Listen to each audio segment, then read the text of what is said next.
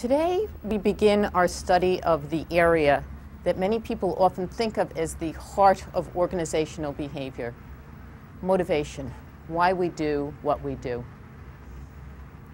Our text has a quote from Lee Iacocca, which in fact seems to reduce management to simply motivating other people.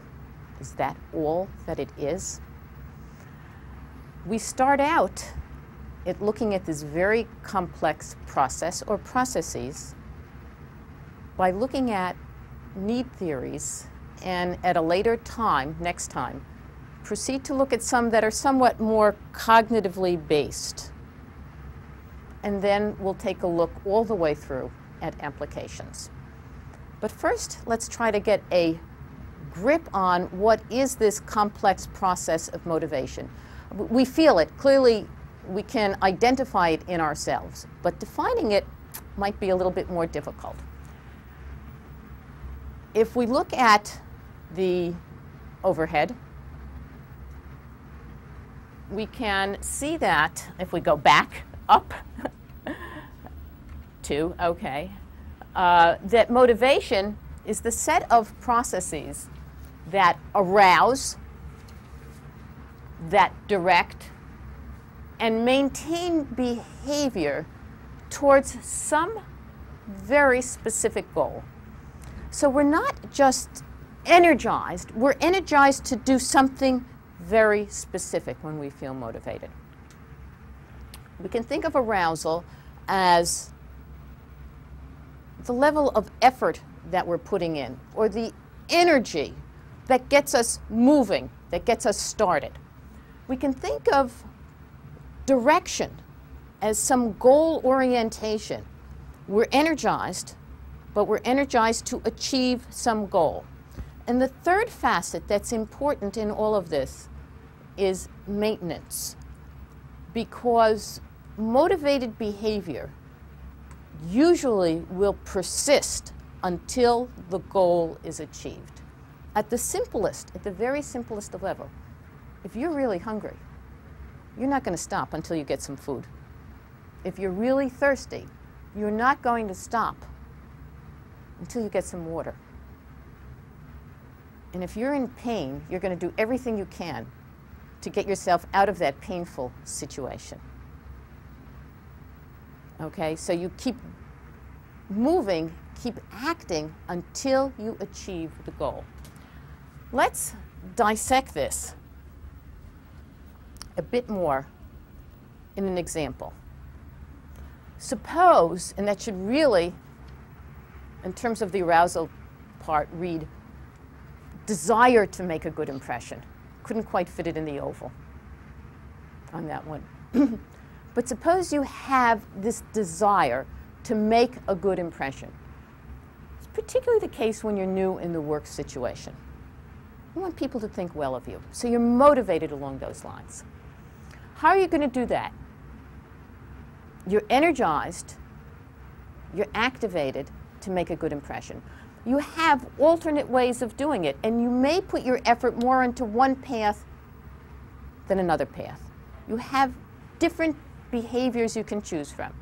You could spend time complimenting the work of your boss or your coworkers, or you could spend time staying late. Of course, you have to make sure that somebody knows you stay late. What's the point of it? Okay, and putting in work that way. Or you could spend time doing favors for somebody. All of these are different paths that you can take, but they're all goal-directed, and you might, in fact, do all of them, okay, as opposed to simply one. And the maintenance part is that you persist. You persist until you get some knowledge, some feedback somewhere along the line that you have achieved your goal, that you've made a good impression on people.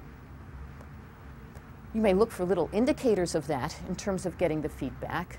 Are people inviting you to go out to lunch with them? Are people, in fact, saying, you know, they're happy to have you on board?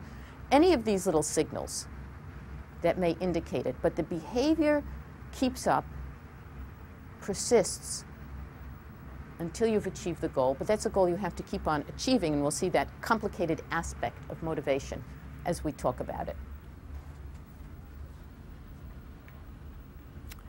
Some more basics on motivation before we get into actual discussion of need theories. Motivation is multifaceted. What that means is that any single behavior you engage in can have multiple motivations propelling it. You're sitting here in the classroom. You're sitting here in the classroom because you registered for the course, because you have another class after this, so you might as well get here for this class, because it's a required course, because you want to do well, and maybe you just like the material that's being covered. Who knows? Any of those reasons, and all of those reasons, can account for your presence in the classroom. You all have the same behavior. And if we were to go around and I were to ask you, we'd get a lot of different reasons as well. Everybody here with the same behavior. Okay? So the other aspect of it is that different people have different motivations for doing things. Same behavior can reflect different motivations. It can reflect multiple motivations, and it can reflect different motivations. So its behavior is complex in that way. Another example, being cooperative in the workplace. Why are people cooperative? Well, they're cooperative in part because they may want other people to think well of them, a reason for doing it. Because perhaps their compensation is based on team effort. They want the money, another reason for doing it. So we look at these complex kinds of things. Perhaps people just on their own enjoy working with other people. 3 reasons, multifaceted. Somebody is closing a sale. Okay? We're looking at this behavior. Again, multiple reasons for doing it. Closing the sale gives somebody a sense of power. Some reasons on your own as to why a person might be motivated to close a sale. So that's one aspect of it. But we can look at yet another basic aspect of motivation and beginning to get a feel for its complexity. Performance. Like learning, there is not a one-to-one equivalence between performance and motivation. Very often we like to slip into that trap, that simplistic way of thinking that performance totally reflects motivation. Not the case. There are clearly other things which come into play. One is ability. I could have all the motivation in the world, okay? Put me out on the basketball court, can't do a thing. The ability isn't there. So that's one of the major things.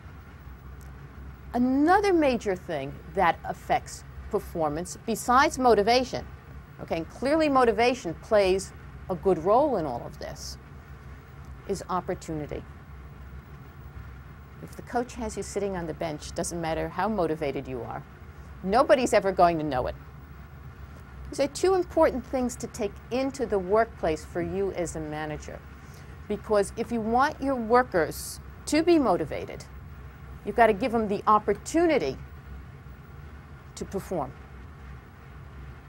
Okay? And you also, as you put them into situations, need to make sure that they have the ability. So we don't have the one-to-one correspondence between motivation and ability. If we break this down, it means that on the one hand, people can come into a situation with a high level of motivation, but for some reason their performance falls short of the mark, falls short of their expectations, doesn't seem to reach that level of motivation.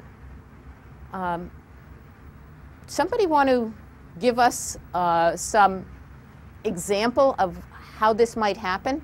Patty? I had an instance where I had to give a presentation, and I was highly motivated. I felt it was a very important message that I wanted to get out. And I practiced. Morning of the presentation, I was ready. I went into the presentation, but I completely blew it. And I believe it was because I took the focus off of what was the initial reason for the presentation and internalized the focus. Because I wanted to do so well, I was too overly critical of my gestures, my performance, that I completely blew it. Okay, so we see what happens sometimes is maybe even motivation can interfere with performance.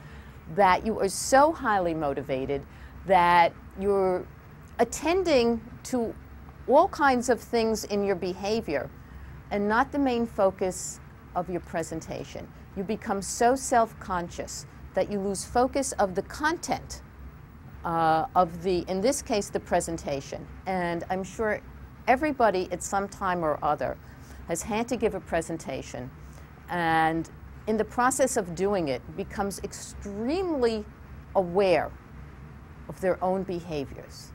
You hear the sound of your own voice. You become concerned with, is your clothing adjusted properly? Does that look right? Is your makeup right? Is your hair combed right?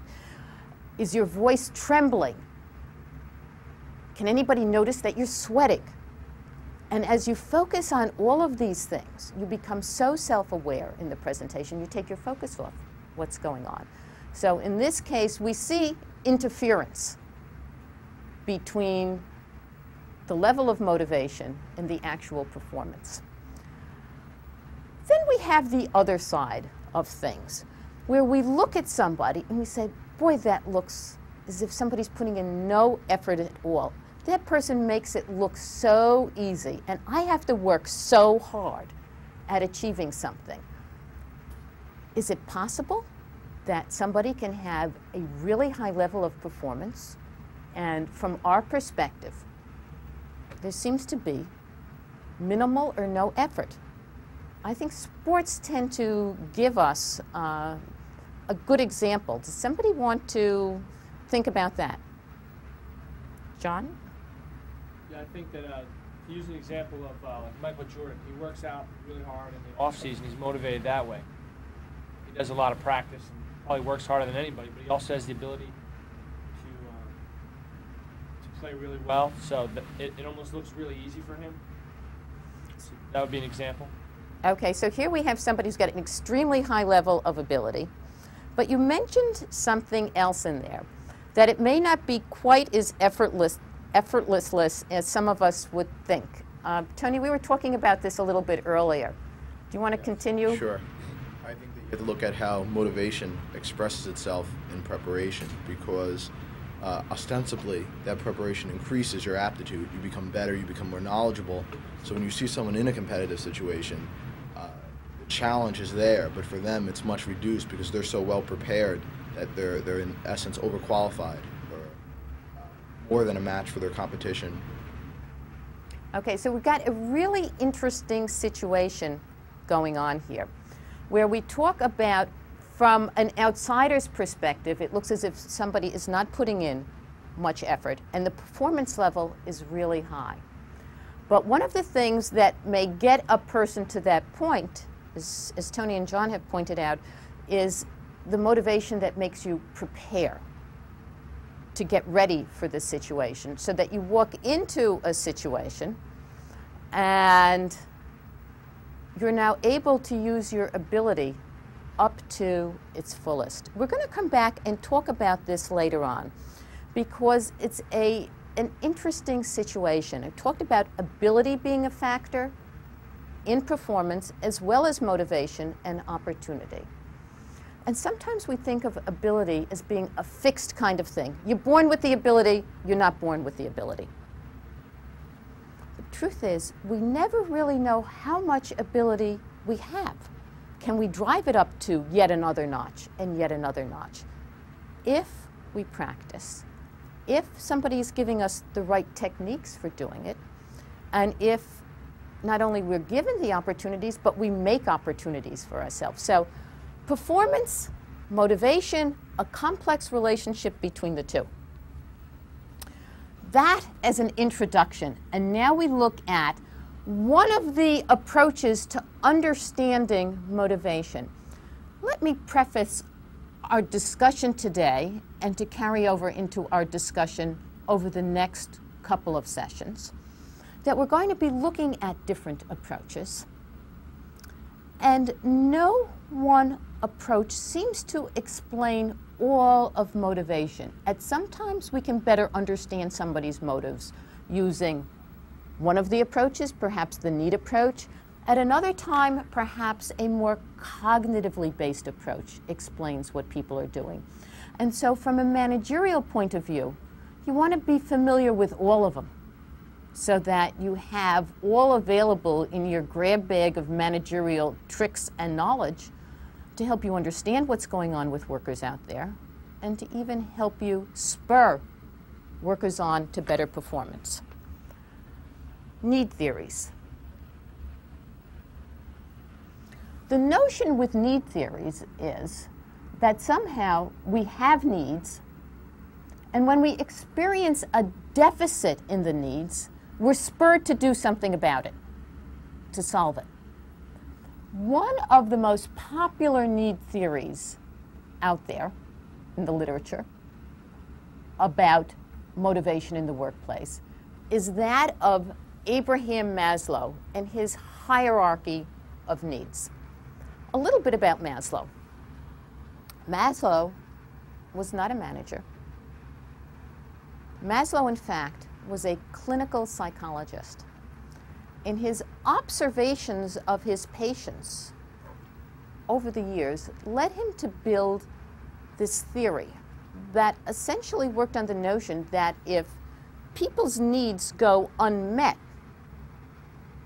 that they're not going to develop in a healthy path, that there are going to be problems in their development. This notion was carried over into the workplace. And here the idea is that if workers' needs go unmet, they're not going to be able to perform or to contribute to their fullest. What are the needs that Maslow considered, and how did he order them? Well, at the bottom of the need chain is that of physiological needs. These are basic biological drives, and we often think of them in terms of needs for food, for water, for comfortable temperatures, for avoiding pain, for air. Okay, really basic physiological drives. And here the reasoning is quite simple. If you're not fulfilled in terms of these drives, you're going to be compelled to do something about it. And these needs are seen as predominating. That if these very basic needs go unmet, you can't even think about more social needs that you might have. The focus then is on fulfilling these basic physiological needs. Well, from your own experience, think about it. A toothache is very compelling. And when you have it, you can't think about anything else. And when you start to get hungry, much as you'd like to concentrate on something, the lecture that you're at, the meeting that you're at, you keep thinking about, when is this going to be over so I can get to lunch? And so your attention is diverted that way as well. In the workplace, people who don't come in with having had sufficient food, who come in hungry, are going to be thinking about being hungry and not doing work. People who come in who are too sleepy are going to be thinking about, how am I going to take a rest break and not doing work? So these needs have to be met. Maslow also believed that as long as these needs were unmet, you couldn't go up a level in the hierarchy. But once these needs were met, a whole new level of needs would come up, and those needs, the next level up this need chain, would be safety needs. The need to be in a secure environment, one where you don't have to think about, are you going to be at harm or at risk from anything out there in the environment? And again, if your concern is with security, it's hard to focus on anything above that. We need secure places to live. We need secure places to work.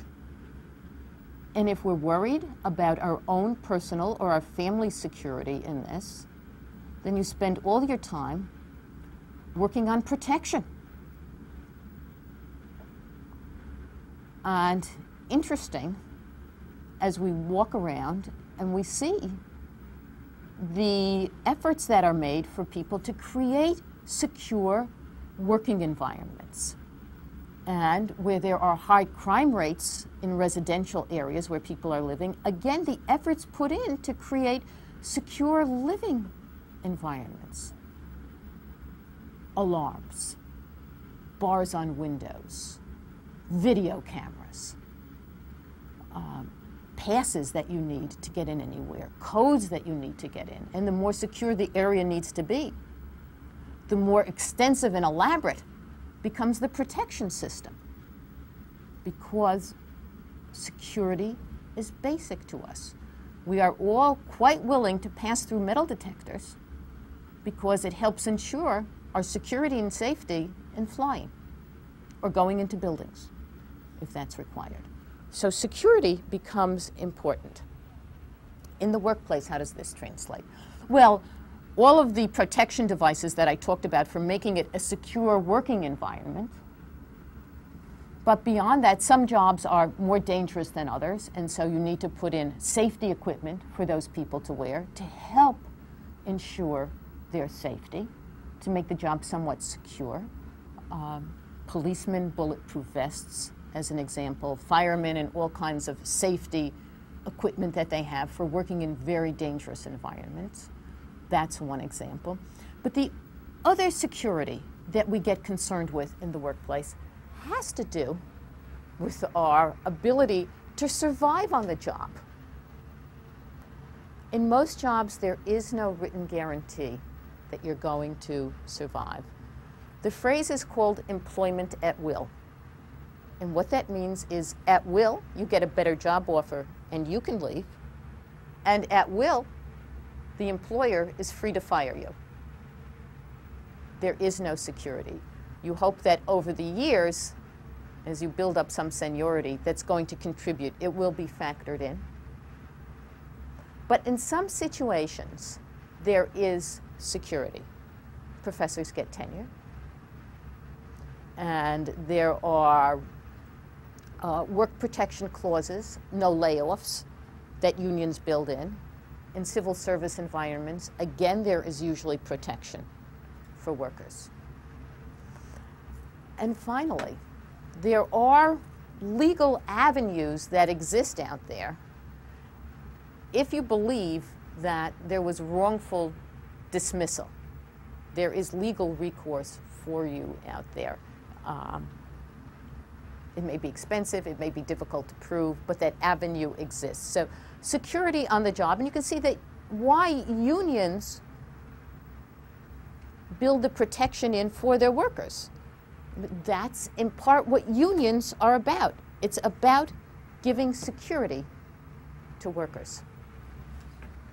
The next level up, assuming that safety needs have been met, are those that are called belongingness needs.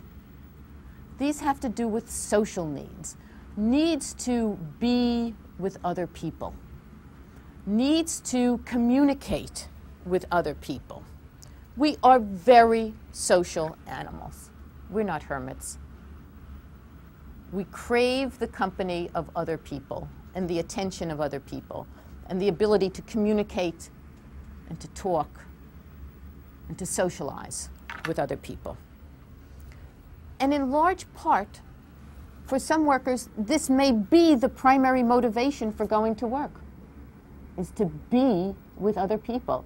It's the socialness with coworkers. that gives people satisfaction and gratification in the workplace. Whether it be the small talk and chit-chat that happens with coworkers as you work on a team project or any project, the little bit of office talk, that informal conversation that goes on, or even more goal-directed, bouncing your ideas off somebody and shaping your ideas on goal-related projects that you're working on that have to do with the work that you're doing, or the attempt of offices to create social situations. The office bowling league, bowling team, the office softball team, the office picnic. Or, again, coming back to the informal, just going out to lunch with your coworkers, socializing and being with them. So these are needs that also need to be satisfied among workers. And what we need to do for those workers who have particularly strong needs in this area, but for all workers in general, is to provide some opportunity for them to interact, to be social. We find out one of the things that happens when workers telecommute, work from home, is they begin to miss this ability to engage in office small talk. They feel isolated. They feel lonely. Well, most are not telecommuting on a full-time basis, so that this does not seem to become overwhelming. But where there is more full-time telecommuting, there is also evidence that there is more small talk online, that it's not all goal-directed, that people start chit-chatting online or in telephone conversations with workers to find out what's going on and to stay plugged in into the social network. The fourth layer in this hierarchy, moving up the hierarchy, has to do with esteem needs, our needs for having feelings of achievement, of recognition, of getting noticed in the workplace. And this level emerges only after lower level needs, social needs, safety needs, physiological needs, have been satisfied. People need to have a sense of self-respect. People need to have a sense that they are developing in the workplace, and people look for recognition in the workplace. This is met again in the workplace. We see signs of it all over. Informally, by the attaboys, the pats on the back that we get from our colleagues and our bosses. More formally, we see this happening when there are write-ups about achievements of workers in office newsletters. Or we see this happening in the awards and the trophies that are given out in the workplace. Manager of the month, salesperson of the month, the parking space that's designated for whoever is the employee of the month, or awards of getting trips to Honolulu, Bermuda, or something like that, in recognition of work well done. The Army is one of the best examples that I can think of in terms of giving recognition and meeting esteem needs. In what way do they do this? Bars, stars, stripes. And these are worn on the uniform. They're worn publicly so that people can recognize what this person has achieved. And finally, where do we wind up in this hierarchy? We wind up at the top with self-actualization. Sometimes a difficult concept to grasp. But if I had to phrase it up in a slogan, I'd choose the Army's, "Be all that you can be." It's a sense of reaching your fullest potential, but not quitting. That once you reach it, you want to stay at that level of peak performance and keep achieving and keep developing. That you don't ever let down once you reach this level of self-actualization. Not everybody necessarily gets to this level. And when you're at this level, the behavior is its own reward. You don't need recognition from other people. You know you're there. You know that you've hit your stride when you've hit this level. This is wonderful for the workplace because now you've got people performing at top levels because work almost becomes like play. Nobody tells you to go out and engage in all those activities that you call play. You do it because you love doing it. And it's gratifying for its own need, and you work at being good in those areas. You spend time, you put in the preparation.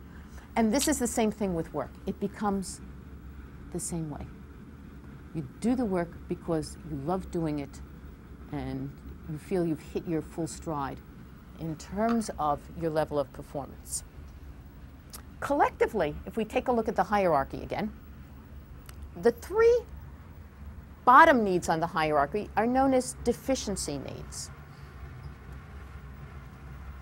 You're missing something, you do something to get satisfaction or gratification at that level. The top two needs are known as growth needs. They add to one's potential capabilities and development. Is this really the way we operate? Is this a true model of motivation for us? Well, it's a handy model. Maybe we like the triangle. It helps us encapsulate what motivation is. But in fact, there is not good evidence out there to show that the hierarchy operates in this fashion. And I started before by saying that motivation is multifaceted. This would suggest that it's not multifaceted. It really is multifaceted. And so somebody by the name of Alldorfer has attempted to improve on this with the ERG theory, existence, relatedness, and growth needs. Alldorfer differs from Maslow because there is no assumption that lower level needs have to be met before the higher level emerges. You can have needs operating at different times. You can move up and down that hierarchy. As a matter of fact, what Alldorfer ultimately says is that if higher level needs are not met, your needs for esteem, achievement, self-respect, self-actualization, it somehow makes lower level ones more salient, and you start to focus on the deficiency types of needs. If you're continually frustrated at one level, it changes your focus to another level. It's an interesting implication there for management, because it is easy for management to deal with the maintenance needs, the deficiency needs. It may be more difficult from the perspective of management to deal with the growth needs. It means you have to trust people. You have to be willing to give them opportunities to perform and to fail. That may be more difficult from a management perspective, because when you give somebody an opportunity to do something challenging and you know that they might fail, you're afraid that somehow it will reflect back on you as a manager. But unless you give that opportunity, neither you nor the employee will know. So that becomes important. If we take a look, existence needs are quite similar to Maslow's physiological and safety needs. The relatedness needs are similar to Maslow's belongingness needs, and the aspects of esteem that dealt with getting feedback from other people, the social aspects of esteem. And finally, growth needs are more with the other aspects of esteem and self-actualization, development. And now, yet another theory, McClellan's need theory. McClellan particularly looked at notions of acquired needs, needs that we learned through our experiences with the environment, and particularly studied 3 needs. Need for achievement is one, and we'll go through that. Need for affiliation, and need for power. Most of his focus has been a need for achievement. So what is this need for achievement? Well, it's a desire to be successful. And need for achievement has been looked at in relation to grades that people get, and in relation to success in the workplace, and over and above ability, it does predict performance. So now we see an aspect of motivation that does relate to performance. People who are high on need for achievement are going to perform better than those with comparable abilities, but who don't seem to show the same drive for success. And what is it about achievement that helps people to be successful? Well, first of all, people who have high needs for achievement have a preference for situations in which they can feel personally responsible for the outcomes. Should remind you of something about locus of control. There is a real similarity between these 2 characteristics. You can't experience success unless you're willing to take responsibility for outcomes. It also says something about intrinsic aspects of motivation versus extrinsic aspects of motivation. So people want to be in situations where they have responsibility if they have high need for achievement. And if they're not in these situations, you're going to have unhappy campers. A second aspect of all of this is a preference for moderately difficult tasks. Interesting. Need for success and only moderately difficult? Well, why only moderately difficult? Why wouldn't they go out for the toughest tasks that are out there? Yeah, Kelly. They don't want to set themselves up for failure. Exactly. So what they're doing is they're assessing what the chances are for success in all of this. And if the chances for success are really minimal, the task is so difficult they're not going to achieve success, then they don't satisfy their need for achievement. Well, why don't they opt for the other side of things where they can, it's really easy and they know they can always achieve success? Can anybody conjure up why that might not be satisfying? Yeah, Emma?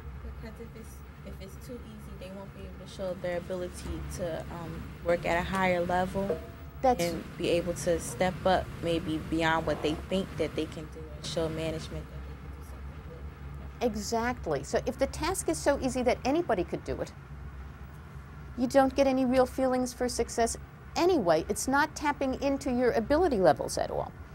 So there is an assessment of what the risk is in doing things, and there is more of a propensity to take things that are in that moderately difficult range because that leaves people feeling with greatest chances of succeeding and thereby experiencing those desires of that goal of achieving. And finally, these people desire performance feedback. Very important to get feedback. Feedback does 2 things for people who are high need achievers.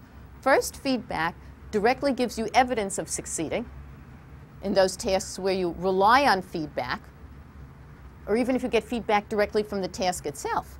In the absence of feedback, you can't know whether you succeeded or not. So you need feedback either direct from the task or from other people. And the other thing that feedback does for people who are high in need for achievement is it allows them to correct their actions so that where they're missing the target, they can come back and change their behaviors and achieve the success that they so desire. So two important things on people who are high for need for achievement. How do you get high need for achievement? You acquire it over a course of a lifetime in terms of being rewarded for mastering tasks. Parents at first are important in encouraging this mastery type of behavior in children, in rewarding them for achieving. And then the more you achieve, the more you want to achieve. And so you look for it in other places as well. The two other needs that McClellan studied are the need for affiliation and the need for power. Need for affiliation is going to sound like relatedness needs or belonging needs. Talks about people who have a strong desire to be in social situations where they can communicate with other people. People who are strong on need for affiliation learn social networks really well and really enjoy communication. They're people who like to be on committees, who like to be on teams. Given preference, will engage in face-to-face types of communication, in the absence of face-to-face telephone communication, but really get gratification by being in touch with other people. These kinds of people should be in social situations in the workplace where they can communicate with others. These types of people are not going to be good candidates for full-time telecommuters or for jobs where they have to work in isolation from other people. And finally, need for power. Very complex need, because it can be satisfied either in terms of personal power and people achieving things for themselves, or it can be satisfied in terms of achieving through others and for the organization, which is where you'd want to see need for power. People who have a high need for power are people who are going to need to influence other people. They're not happy unless they're somehow in the center and they're able to manage others and sometimes manipulate others. When they're in social situations, particularly small groups, they're going to seek to get attention so that others out there will notice them and begin to attribute to them some of the power that they so crave. Not a bad characteristic for somebody who wants to be a manager, because people who choose to be managers are going to be people who will need to get other people to do things, to influence other people. If your choice is to become a manager and you don't want to influence other people, it's going to be tough to manage, okay? Even project management involves managing other people, not just events. So you need to have this. So actually, if we look at all three of McClellan's needs, they're all three needs that would do anybody in a managerial position well. Achievement, wanting to succeed. Affiliation, wanting to be with other people. And power. Three things that feed in. And finally, along the needs, there's one more, not exactly a need, but something that is getting more and more attention. Self-efficacy. We talked about this a little bit when we talked about social learning, but I want to focus on it right now exclusively. Self-efficacy is a belief that we have concerning our ability to perform a task. It is quite similar to our sense of confidence. If we don't have confidence in ourselves, then we're going to have difficulty performing a task. We're not even going to choose opportunities to perform a task. We'll shy away from opportunities if we think we can't do something. On the other hand, where we feel pretty confident about ourselves, we're willing to volunteer and go out and do things. And it's tough to immerse ourselves in situations, particularly in the workplace, where we haven't had experience. There's a tendency to shy away from those things and maybe not even attempt certain types of careers because we think we haven't ever done that before. We've done it a little bit. Maybe we're not very good at it. Self-efficacy develops, our sense of it, basically two ways. Either through direct experience, we've done something, and we see that we can succeed, or through vicarious experience, watching other people and saying, oh, I could do that. Or watching other people and saying, boy, is that complicated. You know, you watch those people during the Olympics on the gymnastic bars. I don't know how they do it.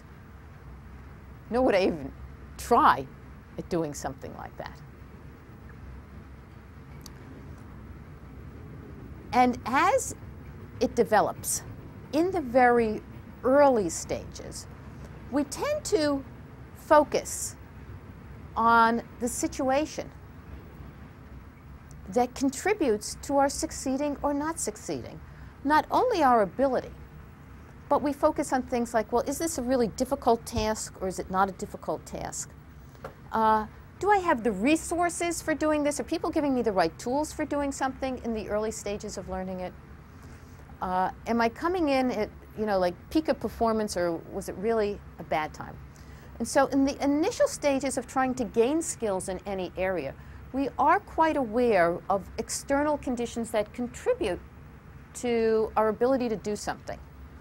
But something interesting happens in the way of gaining experience with a situation. After a while, we forget about those external situations, and we tend to focus almost exclusively on what we think is our ability or lack of ability. Well, this can become a problem, because in situations where people judge that they don't have ability, and they really need ability in that area to succeed in the career or to move upward, how are you ever going to get them to try? One of the areas that we hear about when people say, I can't do it, talk about, well, actually two areas. I can't deal with numbers. My mind goes to mush when I have to deal with numbers. More frequently heard among females than males, but heard among males as well. And I can't do public speaking. I could never do public speaking. I turn into a little puddle up there when I have to do public speaking. So here are people who are making judgments about lack of self-efficacy. And what is it going to mean in terms of motivation in the workplace, and opportunities that they will choose for themselves, and opportunities that they'll shy away from, and careers that they'll choose and shy away from. Suggests that people will rule out for themselves certain areas without ever really fully coming to grips with trying something. Lots of people whose ability may even appear to be lower than yours, if you judge yourself to have fear of numbers, numerophobia or something like that, come to grips with dealing with spreadsheets and databases and things like that at the workplace. Given the right teaching, you could master it. You could get there. But if you rule it out for yourself, if self-efficacy is seen as being low in this, you're not going to try. Same thing goes with public speaking. There are courses out there to help you cope with the situation. And the negative, the downside of the self-efficacy really has to do where people rule themselves out, judge their efficacy level to be non-existent, see it as being, I don't have the ability. Well, now we come back to where we started early on in this talk, ability and effort. Is it ability, performance? Is it effort? Can you go back and turn it up a notch? Can you try harder? Can you look for a different way to learn something? Maybe your initial attempts at trying to learn something were not well done. The person who was trying to teach you something was not a good teacher, was not so well prepared. The resources that you were given initially were not the best resources. Can you go back and think about giving it a second try? This has this internal, external ability, effort. It has really important ramifications in the workplace. But let me sort it out by talking about a little research study done by someone named Harold Stevenson, done with students, and did cross-cultural comparisons between Asian countries and students in the US, and looked at parents and teachers' judgments of their children's reading and math ability, and the effort that they were putting in. Interestingly, in the US, both parents and teachers, particularly when it came to math, but also somewhat in reading, were much more likely to put emphasis on ability in terms of performance. Well, this is the reading score, this is what they're doing in class. They have the ability, they don't have the ability. In Asia, not so. Parents were much more likely to put emphasis on something which can be moderated and can be changed. It's called effort. You're not performing well, you're not putting in enough time doing your homework, you're not putting enough time in going to the library, work harder. Very interesting implications as we spell this out in the workplace. Because the manager who's more likely to attribute somebody's performance to ability level is going to let those who are performing at a lower level get off the hook. That's the best you can do. Okay? You're never going to go anywhere in this organization. You could be a good person at this level. Same would hold for the classroom. But those who are likely to attribute it to effort, performance, one of the things in our motivation equation says, yeah, you know, ability does play a role in it. We're not going to deny it. But we think that you're more able and more capable than you think you are. And you can draw from that reservoir of ability and maybe even raise the reservoir of ability that you have by putting in more effort. Go back, practice harder, and practice harder. Your performance still isn't at the level you want. You're not practicing as hard as you think you are. Go back and practice harder. Do it again, and do it again. And find different ways of practicing. Maybe you're not practicing in an efficient way. Go back and work harder at what you're doing. What this says from somebody who's trying to spur better performance out of workers is you don't settle for a lower level of performance. You're going to always be out there ratcheting up the performance of people. I can think of no better real-life example than one of the New York area football teams. The team is essentially the same in terms of personnel this year as it was last year. The difference is the coach. The coach has changed. And suddenly, this is a team that doesn't quit in the third and fourth quarters, but is willing to come back. And this is a team that works on conditioning in the off-season so that they have endurance when the season comes around. And this is a team that persists.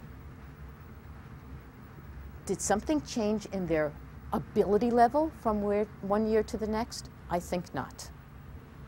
Okay, already the team has won more games, 4, okay, than they've won in how many years?